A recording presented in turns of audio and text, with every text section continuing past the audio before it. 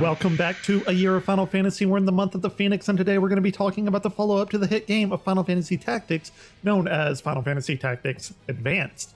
An initially polarizing game, but through the test of time, it's actually earned its place as one of the true greats. Final Fantasy Tactics Advanced is surprising for a multitude of reasons, most of which are jarring to longtime fans of the series, but before we get into the differentiation of this particular game from the original, let's go over some of the similarities. First off, this game is played much like the original game plays, with its turn-based combat on a field grid that contains any number of different types of terrain, and the key to the game is mastering your position, placement to give you the upper hand in battle, depending on who you bring into combat and so forth.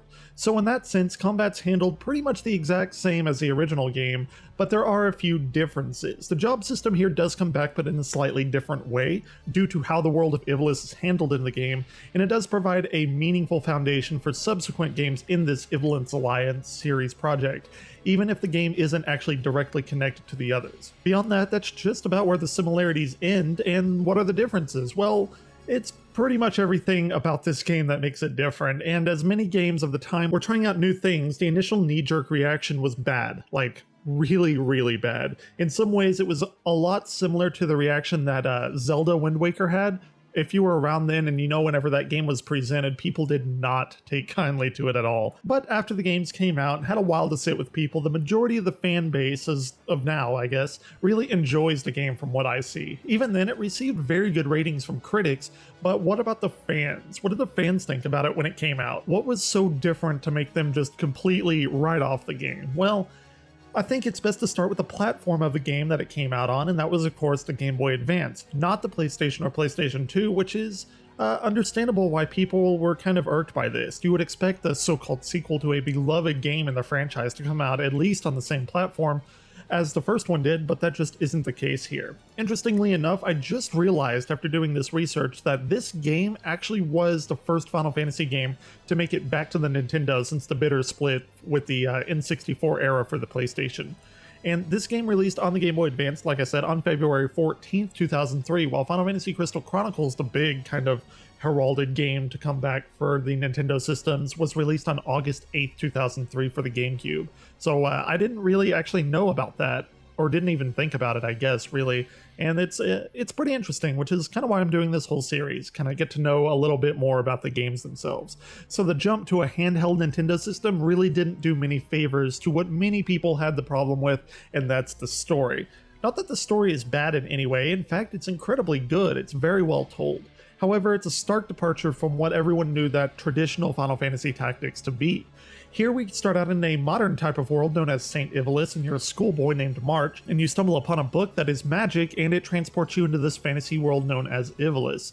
Much more akin to the Ivalice that people know of, but still there are quite a few things that are different. Long gone are the struggles of gritty war from the original game, and while there is conflict, it's just not portrayed with the same kind of dire situation as the first game. If you've ever seen the Neverending Story, it really feels a lot like that. Being transported to another world via a book, and it's all fantasy and kind of happy, kind of, I guess. There's still a little bit of darkness there though. So despite most fans' issues with the story's direction, most people still do agree that the story itself, taken out of context with the previous Final Fantasy Tactics game, is a rather good one. But the problem here is that it's just not what people expected, which can be a letdown. But along with the story, we have some other incredibly significant changes with the way that combat is presented.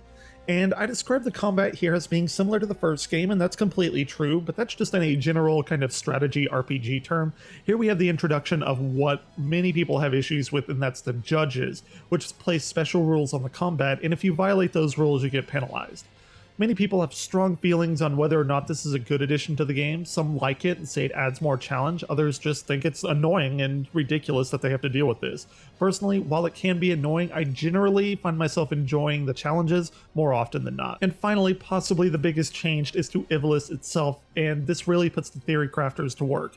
That being that there are many different sentient races here. While we have the Humes or humans, which are the mainstay of Final Fantasy Tactics. In fact, that's all that Tactics did. Here we have many different other races familiar to some of us, like Moogles. Others are new completely, like the Numu, I guess that's how you say it, the Benga and the Vieira. Due to the nature of the story of the game, this could be simply overlooked as a piece of fiction in this new storybook telling of Ivalice.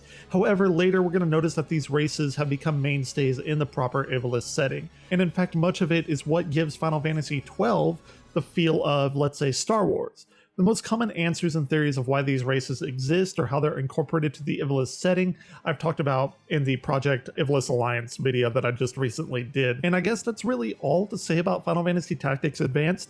If you look at it as being its own game, completely separate, it's a very, very good game. In fact, one of the best on the system in my view. However, that's really hard to do whenever you're coming up with a sequel to Final Fantasy Tactics, one of the most beloved games in the series itself. So let me know what you think about Final Fantasy Tactics Advanced. Did you initially hate it and then grew to love it like most people did? Do you still hate it now?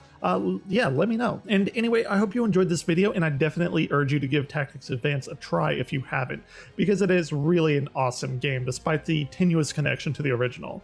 Next time we're going to get into the sequel of this game, which is in my view an even better game in the same vein. Otherwise, as always, until next time, Crystal Warriors keep on gaming.